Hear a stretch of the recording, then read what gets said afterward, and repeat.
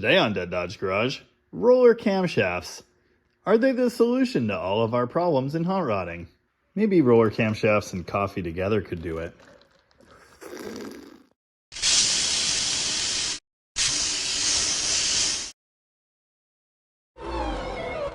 Wrapped in this garbage bag and tape is the 1970 Dodge 440 that's been the subject of several of my videos now. This is the factory 440 engine for our 1970 Dodge Monaco station wagon project, belonging to our friend Wilhelm. We built this engine intentionally to be as close to a factory combination as possible, with a very small flat tappet camshaft, factory blue engine paint, correct restoration parts, brackets, etc. Unfortunately, the lifters in the engine had plans of their own, and after a quick break-in, now all the parts are in a box. If you want to see what that looks like, go check out the lifter failure carnage video from a couple weeks ago. The comments on these videos have been primarily sympathetic and somewhat educational. Many people chimed in to say that they were sympathetic, that they'd had similar issues, their friends had had similar issues, or that they're nervous about this happening to them. And they probably should be because, well, yeah, it's a very real possibility. It's made me a little gun shy too because, well, I've never had this problem before. I have now, and it just so happens that I'm about to build another 440 big block, and now I've got that weighing down my mind. However, there's another comment I've gotten again and again and again. Put a roller cam in it! You have to use a roller cam! Flat tappets are dead! Use a roller cam! Roller cams are the solution! As if I've never heard of a roller cam or something. This is our next big block to break in. It's a 451 stroker. Neat! So today, I want to talk about that. Roller cams. Are they the solution? Does everyone need one? Are they the right choice for every single build? The answer might surprise you, because I think no. On the off chance we've got a complete novice in the crowd today, I'll define these terms real quickly. This is a flat tappet camshaft. This is a flat tappet. Of course, it's a misnomer because this tappet has a crown to it, and this lobe has a taper to it. And those two pieces work together to make sure this is rotating at all times. This was the way for like many decades, let's say. The other flavor we'll talk about is this, the roller camshaft. The camshaft itself doesn't roll, but the tappets do. This gives less resistance and opens up possibilities for more aggressive cam profiles, among other benefits. Modern passenger car engines use a roller lifter or cam follower, much like the ones found in this engine. A good bit of the break-in video for this engine, which included the tappet failure and noise, was dedicated to procedures, techniques for breaking in your flat tappet engine, and why you need to do that. A good few comments, mostly from older gentlemen who built these engines back in the day, said, "We didn't used to have to do that and everything was fine." Well, times have changed. In this engine's day, the flat tappet setup was all they had, just about. It was normal, commonplace. They were churned out by the gazillions, and they were running and working just fine in every engine on the road. Today, flat tappet camshafts in classic cars like this are not the norm. They're just not prevalent anymore. While there are many enthusiasts around the country, and indeed the world, keeping cars like this going, restoring them, rebuilding their engines, it's still a specialty product. It's a niche market. There's not a lot of that compared to the greater automotive world. That's got to be part of the equation. Reduced production of these parts is turning it into something of a dying art. Production techniques have changed. Machining has changed. Metallurgy has changed. Everything has changed.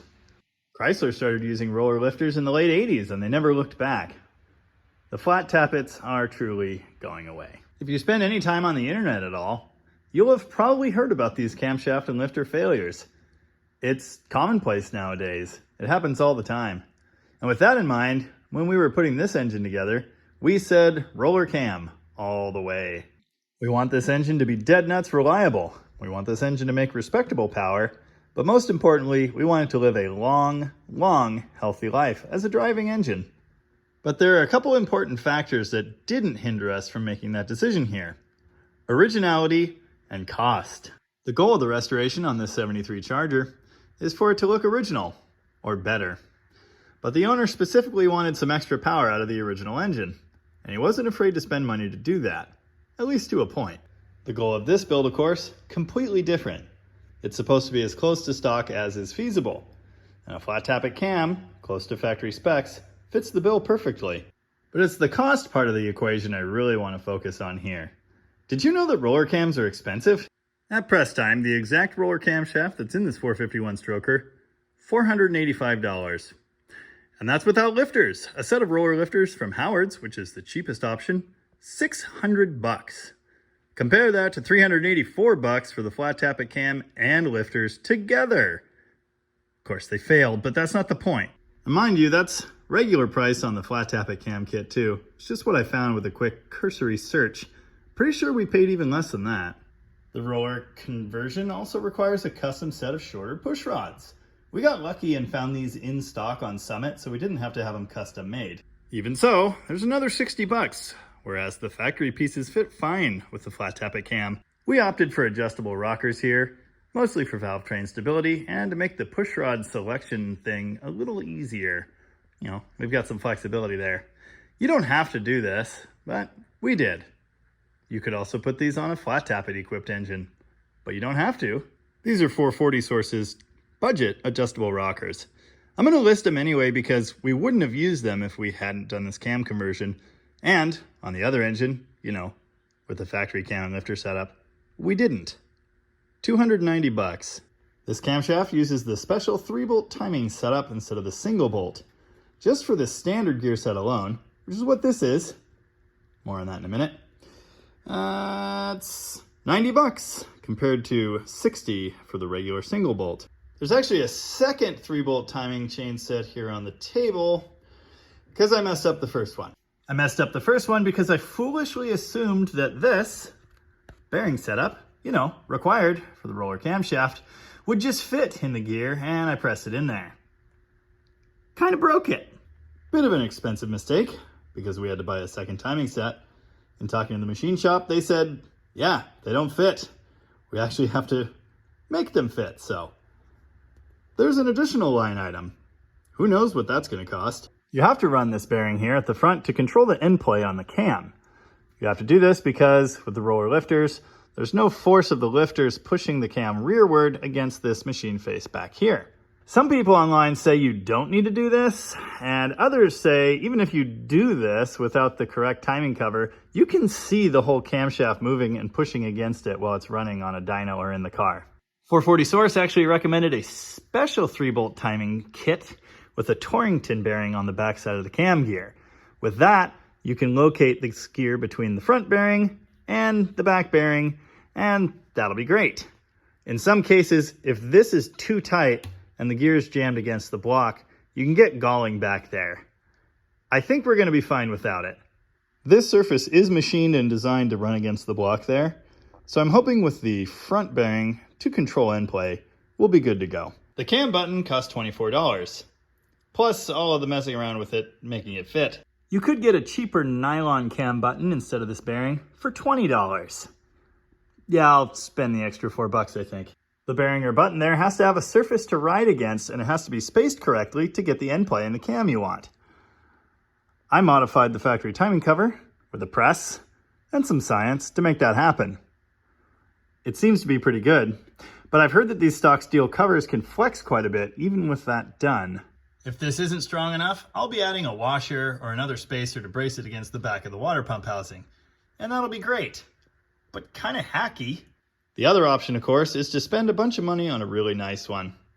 They're out there, you know, $400 or more. So either $0 to hundreds of dollars for the timing cover. Your call. If your roller camshaft is made out of billet, like ours, you also need one of these, a bronze oil pump drive or intermediate shaft, because the factory cast iron will slowly disintegrate your camshaft, and you really don't want that. This softer material is basically used to save the cam. This is now a wear item, so that's cool. We paid 440 Source $130 for that. Am I making my point? I feel like I'm making my point. Now, we definitely can't forget all the time that went into making these parts fit, or learning this stuff and engineering this combination. That's worth more than $0 too. Oh yeah, also the stock timing set would have been fine, but we wanted to replace it. You could knock 60 off of that flat tappet side right there. So here are some rough totals. $444 for the flat tappet cam setup. $13.99 on the lowest possible end for the roller, up to almost $2,400. So yeah, that's not ideal. Let's say you're building a budget big block for your hot rod. Is it worth it to you to spend $1,000 to $2,000 extra dollars on a camshaft? I don't think so. And for that reason, I don't think the roller conversion is the end-all, be-all, only final solution for this problem. Personally, I think we need to yell a lot louder at these companies turning out these crappy parts, but maybe that's just me. As someone whose entire identity is practically predicated on the building of budget Mopar engines, I take issue with the notion that every single one of these needs a roller camshaft. I just can't accept that as the only answer. So what other options do we have? Well, modern hemi-swap, for one. Several commenters had the same general idea we did. Grab an NOS cam and lifter set from before all these problems started happening. This is a reproduction, Mopar Performance Purple Shaft, copy of the original 3D3 HP cam. And it's brand new in the box, which is great. In fact, till 2 days ago, all these tappets were still wrapped in plastic, so I don't know what more we could ask for, really. So shiny. And we've got a second one on the way for next time. But how many more of these are out there? This particular camshaft was manufactured on my wife's birthday in the year 2000. Huh.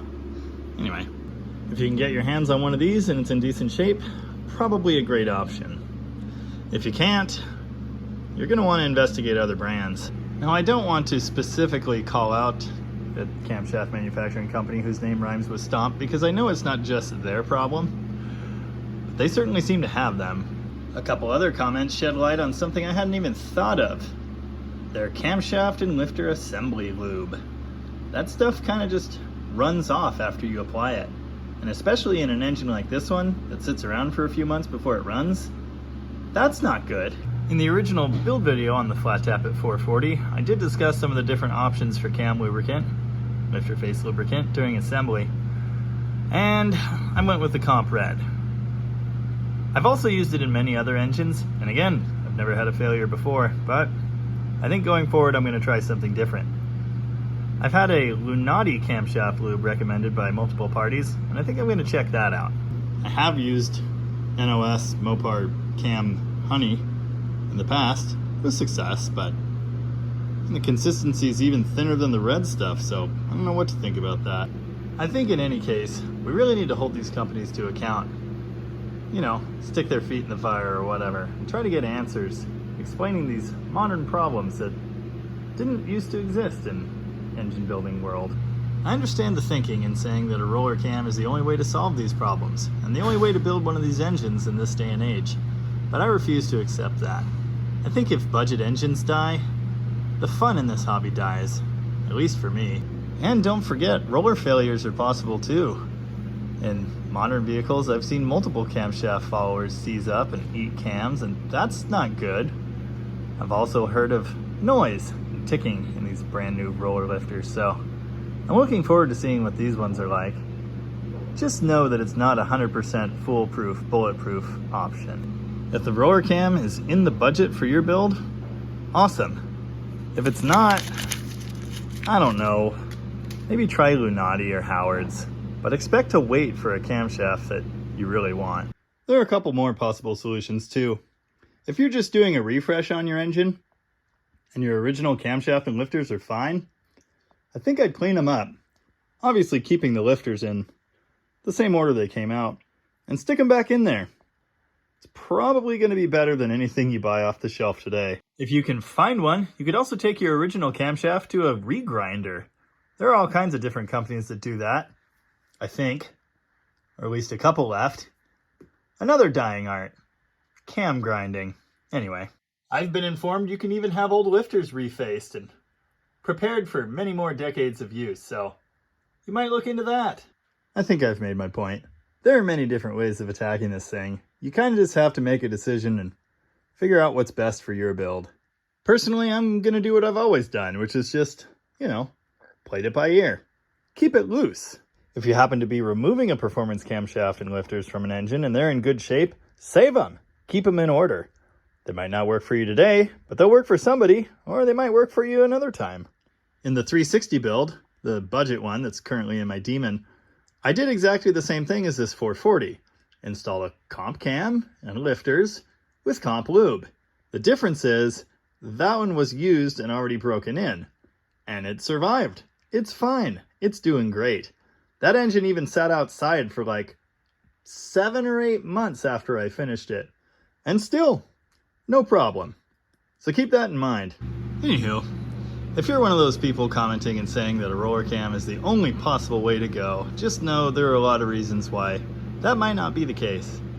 Many of them with dollar signs at the front. And that's all I have to say about that. Now that I've got a perfectly good NOS Mopar Performance camshaft kit, I'll be putting this engine back together the rest of the way sometime in the near future. But you won't get any more updates until it's like running and good and maybe installed in the car. We'll see. In any case, thanks for watching. And remember, be sure to tuck your engines in at night, or they might get sad.